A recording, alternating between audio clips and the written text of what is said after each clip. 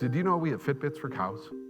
And we actually have Fitbits for cows. Collars which can go on our cattle, which are like medical tricorders for cows, which can read the health of the animal.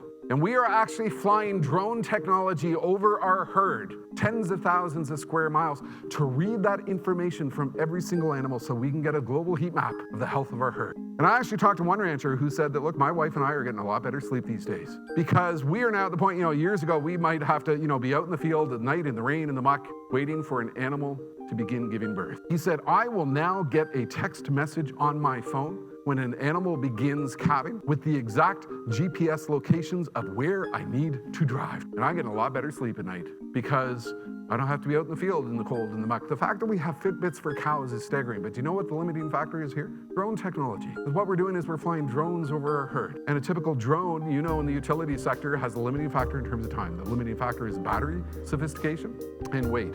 So the holy grail right now in battery science, which is at the heart of so much what we are doing with the architecture of the energy system, is happening with drones. Because the holy grail is how do we keep them in the air longer and how do we make them lighter? And I found this fascinating article where this fellow was talking about battery technology in the context of drones, and he was talking about 13 different types of battery technologies beyond lithium ion and the rapid acceleration of the science of battery technology to achieve that holy grail.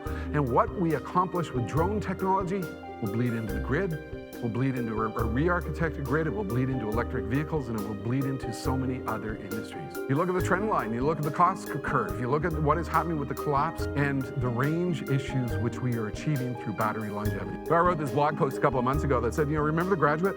Remember the movie where he's talking to the young Dustin Hoffman, and I've got one word for you about the future, plastics? And I think there's a growing realization because we've got Fitbits for cows being read by drones flying overhead to assess the health of our herd. And that's where the acceleration of the science of batteries is occurring. The future of just about everything is all about batteries.